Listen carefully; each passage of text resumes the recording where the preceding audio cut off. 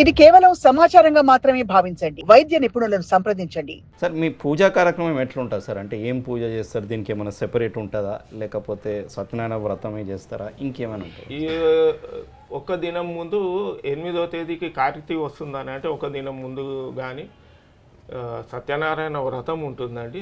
దాని తర్వాత మా బాయి పూజ, గంగ పూజ దాని తర్వాత ఇక్కడ వనమూలికల పూజలు ఉంటాయి. దాని తర్వాత తెల్లారి ప్రసాదం చేసిన దాని తర్వాత పెద్దలను గుర్తు చేసుకొని పెద్దలకు దేవునికి సమర్పించిన దాని తర్వాత పూర్వీకుల నుంచి అది నియమం. ఓకే.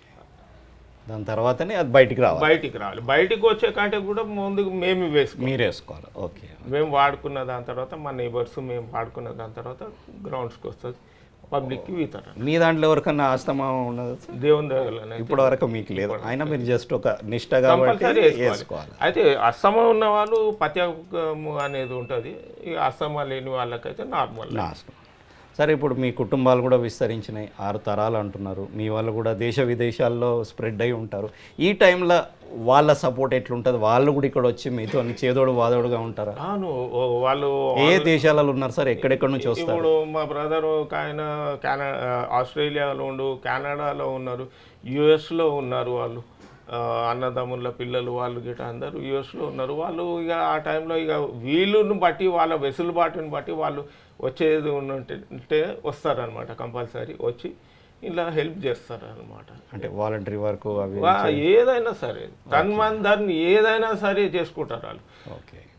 మా పిల్లలు కూడా ఎట్లా ఉన్నారని అంటే మా వర్క్ నిజం చెప్తున్నా కదా, 1997 వరకు కూడా ఇక్కడ ఇచ్చినప్పుడు 15 రోజుల ముందు స్టార్ట్ అవుతుండే. మీరు ఇప్పుడు ఎట్లయితే నీట్గా వచ్చిండ్రో అట్లా నీట్గా వచ్చే పరిస్థితి లేకుండా బిఫోర్ అండ్ ఆఫ్టర్ కూడా. అయితే 2003-2004 నుంచి మనకు ఒకటి ఎక్స్టర్నల్ ఆర్గన్ అనేది మనం తయారు చేసుకున్నాం. ఒక ఆర్గన్స్లలో ఎక్స్టర్నల్ ఆర్గన్ అనేది మనం తయారు చేసుకున్నాం. దాని పేరే సెల్ ఫోన్. అంతకు ముందు అంటే మాకు లెటర్స్ వస్తుండే, ఈ డేట్ నాడు ఎప్పుడు ఇస్తున్నారని చెప్పి ఒకటి అటాచ్డ్ లెటర్తో సహా లెటర్ వస్తుండే. దాన్ని మేము రాస్తుంటాం అనమాట. అందరికి ఉత్తరాలు రాసి 1-2 months బిఫోర్ నుంచి అది చేసుకుంటుండే. మళ్ళీ రిటర్న్ వాళ్ళకి పంపించేది ఉంటుంది. అదొక కార్యక్రమం, అది మళ్ళీ వేరే సెపరేట్. ఇప్పుడు దాని తర్వాత ఇప్పుడు సెల్ ఫోన్ వచ్చిన తర్వాత కొంచెం ఈజీ అయింది. కొంచెం ఈజీగా మా బతుకులు ఇక ఏం చెప్పుకోవాలి, ఎలా హారబుల్ పరిస్థితి అని అంటే మంచి నిద్రలో ఉంటాం, లేకపోతే మంచి భోజనం చేస్తుంటాం, మంచి ఎక్కడైనా వెళ్తున్నప్పుడు ఆ టైంలో ఫోన్ చేసి ఎలాంటిగా మాట్లాడుతూ కొత్త వాళ్ళని జనరల్గా మీరు కామన్గా ఎవరిని కలిసినా కానీ ఏమండి ఎలా అనటం మంచిగా రిక్వెస్ట్ చేసి మాట్లాడు. ఫోన్ వస్తే ఎలా ఉంటుంది వాళ్ళ మాట అని అంటే మీరు ఎక్కడి నుంచి మాట్లాడుతుండ్రో అని మమ్మల్ని అడుగుతారు. మనం చెప్పుకోవాలి మేము పలానా హైదరాబాద్కి నుంచి మాట్లాడుతున్నాం. వాళ్ళు చెప్పారు అనమాట, సార్ మాకు ఇట్లా అవసరం ఉంది, లేకపోతే అంటే ఏమండి నమస్కారం అని చెప్పుకుంటారు. ఇంత ఇరిటేట్ మంచి నిద్రలో ఉన్నప్పుడు అది 6 నెలల నుంచి ముందు నుంచి స్టార్ట్ అయిపోతుంది. అయితే మీకు ఫోన్ కాల్స్ బెదడ ఎక్కువ ఉంటుంది అనమాట. ఫుల్ అందులో భయం. ఇంకో భయం ఏందని అంటే ఇవాళ రేపు స్కామ్లు ఫోన్ల ద్వారా స్కామ్. ఏ ఫోన్లు వాడితే మనకు ఉన్న దాచుకుంటే కొంచెం పైసలు కూడా మాయంగా వెళ్ళాలి, అదో భయం ఇప్పుడు. అట్లా సో ఈసారి ఎట్లా ఉన్నాయి సార్? అంటే ప్రభుత్వం మీరు ఆల్రెడీ కలిసి ఉంటారు, ఏంటి ఏర్పాట్లు ఎట్లా ఉన్నాయి? ఎప్పుడు దాగానే ఉంటుందా? ఎక్స్ట్రా ఏమైనా ఉంటున్నాయా? సిటీ ఇన్ఛార్జ్ పూనం ప్రభాకర్, అట్లానే మహేష్ కుమార్ గారు, మా అన్న, వారి సహకారం ఇప్పటివరకు కూడా ఎంతో ఉన్నది. గవర్నమెంట్ రేవంత్ రెడ్డి గారు ముఖ్యమంత్రి గారితో రిక్వెస్ట్, ఈ సంవత్సరం ఎగ్జిబిషన్ గ్రౌండ్కి రావాలని చెప్పి ఒక రిక్వెస్ట్ పెట్టుకున్నాం మేము. వారు కూడా ఎందుకంటే ఇంతకుముందు రాజశేఖర్ రెడ్డి గారు, చంద్రబాబు నాయుడు గారు, రోషయ్య గారు ఎవరైతే ముఖ్యమంత్రులు ఉన్నారో వాళ్ళందరూ వస్తున్నారు. ఎందుకంటే ప్రజలకు జరిగే కార్యక్రమం, రాష్ట్రానికి వచ్చే పేరు ఇది, వాళ్ళు రావాలి అని చెప్పి కోరుకున్నాం అనమాట. కానీ బ్రహ్మాండంగా ఏర్పాట్లు అనేది ఇప్పటికీ ఆదేశాలు ఇవ్వడం జరిగింది. జూన్ 2వ తేదీ ఆవిర్భావ దినోత్సవం అనేది ఉన్నది. ఆ కార్యక్రమం వల్ల R&B వాళ్ళకు ఒక డైరెక్షన్స్ ఈ వర్క్ లాస్ట్ ఇయర్ వరకు కూడా కొంచెం వెనక ముందు అవుతుండే అనమాట. అయితే ఈ సంవత్సరం మాకు జూన్ 1 వరకు కూడా ఎగ్జిబిషన్ గ్రౌండ్స్ అనేది మాకు వర్క్ స్టార్ట్ చేసి కంప్లీట్ చెయ్యాలి అనేది ఒక ఈ సంవత్సరం లక్ష్యం అనేది పెట్టుకున్నాం మేము గవర్నమెంట్కి రిక్వెస్ట్. అలానే R&B వారికి కానీ ఎలక్ట్రిసిటీ డిపార్ట్మెంట్కే కానీ హెల్త్ డిపార్ట్మెంట్కే కానీ మున్సిపల్ శాఖ వాళ్ళు అందరూ కూడా సహాయ సహకారాలు ఇస్తుంటూ వచ్చారనమాట. సార్ ఇప్పుడు మీకు అంటే ఏ ప్రాంతాల నుంచి వస్తారు సార్? అంటే మీకు అఫ్కోర్స్ మీరేం రిజిస్టర్ ఏం పెట్టరు చేయరు, కాకపోతే మీ ఐడియాతోని ఈ మొత్తం ఒక 10 సంవత్సరాలలో చూసుకుంటే చాలా విస్తరించిపోయింది మీ యొక్క ఇది. సో ఏ దేశాల నుంచి ఎక్కువ మీరు గమనిస్తుంటారు సార్?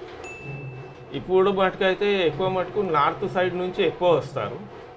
దూద్బోలికి 8వ తేదీ నుంచి మొదలుకొని 9, 10, 11 వరకు కూడా ఇక్కడ దూద్బోలికి వస్తారనమాట. లోకల్లో ఉన్న వాళ్ళు లేట్గా రావాలని చెప్తున్నాం మేము రిక్వెస్ట్. ఓకే, ప్రజలతో ముఖ్యంగా రిక్వెస్ట్. ఇక్కడ 24 గంటలే ఇస్తారు అనేది అపోహ చెందొద్దు మీరు.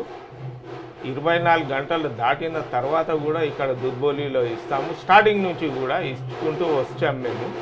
ఎప్పుడు కూడా ఆపడం అనేది చేయొద్దు అని చెప్పి అనుకుంటున్నాం మేము. ఇక్కడ దుద్బోలిలో చేసుకుంటూ వస్తున్నాం. ప్రజలు ఇంకో ముఖ్య విషయం, ఎవరైనా ఎగ్జిబిషన్ గ్రౌండ్స్లో కానీ వేరే వాళ్ళు హ్యాకర్స్ అనేది చాలా మట్టుకున్నారు, చీటర్స్. సార్ అది చాలా పెద్ద ప్రాంగణము ఎగ్జిబిషన్ గ్రౌండ్స్, అక్కడ ప్రజలు ఎట్లా అప్రమత్తంగా ఉండాలని చెప్తారు సార్? ప్రజలు ఇక్కడ ఎగ్జిబిషన్ గ్రౌండ్స్కి ఎవరైతే వచ్చినారో వాళ్ళతో ఒకటే నివేదన, మీకు ఉండడానికి షెడ్స్లలో ఫ్రీ, అక్కడ ఉన్న వాళ్లకు భోజనము మరియు మంచినీళ్ళు ఫ్రీ, ఇవ్వడం ప్రసాదం కూడా ఫ్రీ. ఎవ్వరికి కూడా ₹1 కూడా వేచించే అవసరం లేదు. చేప ఒకటి కొనుక్కోవాలి, చేప ఒక్కటి మటుకు కొనుక్కోవాల్సింది. అది కూడా ప్రైస్ అది ₹35-40 ఉంటుంది. అది ఎక్కువ కాస్ట్ కూడా కాదు. ఎవరైనా కానీ వాళ్ళంతా వాళ్ళు VIP లాగా భావించి అరే మేము పోగానే ఫస్ట్ మాకు ఇచ్చేసేయాలి చెయ్యాలని ఆతృత పడొద్దు. మీరు లైన్లో నుంచి మేము డైరెక్ట్ తీసుకుపోయి వదిలిపెడతాం, తిరుపతిలో ఎట్లనైతే చేస్తారో అది అట్లా చేసుకోవద్దు. మీరు 8వ తేదీ సాయంత్రం మొదలుకొని 9వ తేదీ నాడు సాయంకాలం కానీ మధ్యాహ్నం కానీ ఆ ప్రాంతంలో వస్తే మాకు ఈజీగా ఉంటుంది. చాలా సునాయాసంగా కార్యక్రమం అనేది సజావుగా జరుగుతుంది. మన ఇరు రాష్ట్రాల నుంచి వచ్చే వారికి ముఖ్యంగా చెప్తున్నామండి. ఇక దూర ప్రాంతాల నుంచి వచ్చిన వాళ్ళు కంపల్సరీ ఒక రోజు ముందు వస్తారు. వాళ్ళు 8th నాడు ఈవినింగ్ నుంచి స్టార్ట్ అయిపోతారు. మన తెలుగు రాష్ట్రాల వారు ఏందనంటే మీరు 9వ తేదీ మధ్యాహ్నం తర్వాత రండి, రాత్రి 9 గంటల తర్వాత రండి. జాగ్రత్త ఏంటంటే మేము ఇంటికి ప్రసాదం పంపిణీ చేస్తాము, లేకపోతే మా ఇంటి దగ్గర వేరే పేషెంట్స్ ఉన్నారు వాళ్ళకు మేము ఇక్కడికించి తీసుకొని పోయి చేప మరియు అవి ఇలాంటి కార్యక్రమాలు అనేది చేయొద్దు. చీటర్స్తోని మీరు డబ్బులు ఎవ్వరికి కూడా ఇవ్వకండి. ఈ సంవత్సరము ప్రత్యేకంగా పోలీసు వాళ్ళతోని సజ్జనార్ గారితో కానీ DCP గారితో కానీ చర్చించడం జరిగిందనమాట. ఈ విషయంలో గ్రౌండ్స్ చుట్టుపక్కల కూడా ఉన్న జనాలు చాలా మటుకు మోసం చేస్తున్నారు. మేము ఇంతగానము ఎంత కష్టపడతామో అది మా ప్రాణాలకు తెలుసు. మీరు ఇంట్లో పిండి రొట్టెలు చేసుకోవాలంటే 1 కిలో పిండి పిసకడానికి ఎంత టైం పడుతుంది? మేము అటువాల్సింటిది 4-5 కుంటాల ప్రసాదం తయారు చేస్తున్నామంటే ఓన్లీ 10-15 మంది పిసకాలు చేయాలని అంటే మాది శక్తి ఎంత కావాలి మాకు? ఆ ప్రసాదాన్ని తయారు చేసే వేడి దేవుడు ఆ శక్తిని ఎట్లా ఇస్తుండో అది మాకే తెలుసు అన్నమాట. అయితే ప్రసాదం అయిపోయింది అని అన్నప్పుడు మళ్ళీ తీసుకొచ్చుకొని మళ్ళీ చేసుకోవాలి, మళ్ళీ తయారు చేసుకోవాలంటే చాలా ఇబ్బంది ఉంటుంది అన్నమాట. దయచేసి హ్యాకర్స్తో మీరు జాగ్రత్తగా ఉండాలనేది విన్నపించుకుంటున్నాను. అంటే వాళ్ళు వచ్చి అమ్ముతామంటుంటారు సార్, ఎట్లుంటుంది సాధారణంగా మోసం చేసే వాళ్ళది ఎలా ఉంటుంది అంటే ఇప్పుడు అజంతా గేట్ ఉంది, గాంధీ భవన్ గేట్ ఉంది, లేకపోతే మాలకుంట గేట్ ఉంది, అక్కడికేంచే స్టార్ట్ అయిపోతారు. లేదా ఇంకోటి లాడ్జింగ్స్ దగ్గర ఎవరైతే బ్రోకర్స్ ఉన్నారో ఇట్లా ఉంటారు కదా, అరే సార్ నేను వాళ్ళని తీసుకొని వచ్చేసేస్తా, నేను తీసుకొచ్చి ఏపిచ్చేసేస్తా పర్ హెడ్ 1000 రూపీస్ ఇవ్వండి, 2000 ఇవ్వండి, అట్లా మాట్లాడుకుంటారు. ఆడ గేట్ల దగ్గర కూడా మీరు చూసుకున్నట్టయితే మనం ఎంతవరకు చూడగలుగుతాం? వచ్చిన ప్రజలను చూసుకోవాలి, మా ఇంటి వాళ్ళని చూసుకోవాలి, ఇవన్నీ చూసుకోవాలి. జనాలు వచ్చిన వాళ్ళు మోసపోవద్దు.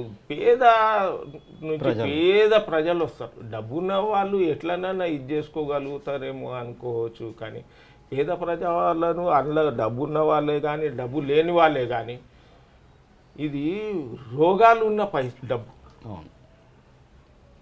మనది కర్మభూమి.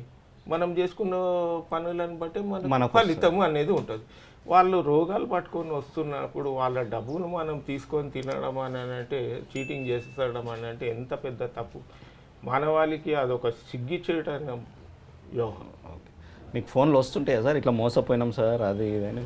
మోసపోయినా మాకైతే ఎంతమంది ఒక్కొక్కరు ఇంటికి ఫోన్ చేసినప్పుడు 4000 ఇచ్చిండ్రు, 5000 ఇచ్చినాం సార్, ఇంటికి పంపించినాం, ప్రసాదం పనిచేయలేదు సార్, అట్లా సార్ అని అంటే మేమైతే డబ్బులు తీసుకోం. మేము క్లియర్ కట్గా చెప్పుకుంటూ వస్తున్నాం, పాంప్లెట్లో రాసుకుంటూ వస్తున్నాం, మేము అనౌన్స్మెంట్లు చేస్తున్నాం. అట్లా చేసుకోదు. హ్యాకర్స్ చీటర్స్ ద్వారా ఇక చీటింగ్ అవుతుంటే ఇక మనం ఏం చేయలేము. దానికి అంతు లేదు. మనమే అప్రమత్తంగా ఉండాలి, మనం జాగ్రత్తగా వహించుకోవాలి. మీకు అందరికీ క్లియర్ కట్గా చెప్తున్నాం. ఫ్రీ ఆఫ్ కాస్ట్గా ఉంటుంది. ఇక్కడ ఫ్రీగా రండి, మంచిగా రండి, నిమ్మలంగా తీసుకొని పోతుంది.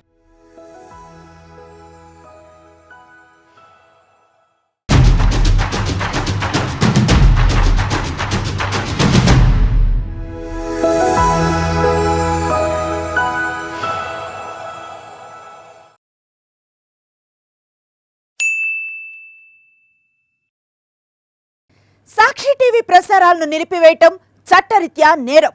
సాక్షి టీవీ ప్రసారాల కోసం మీ స్థానిక కేబుల్ ఆపరేటర్ను వెంటనే సంప్రదించండి. DTH లో ఇంటర్నెట్లో కూడా సాక్షి టీవీ ప్రసారాలను వీక్షించవచ్చు.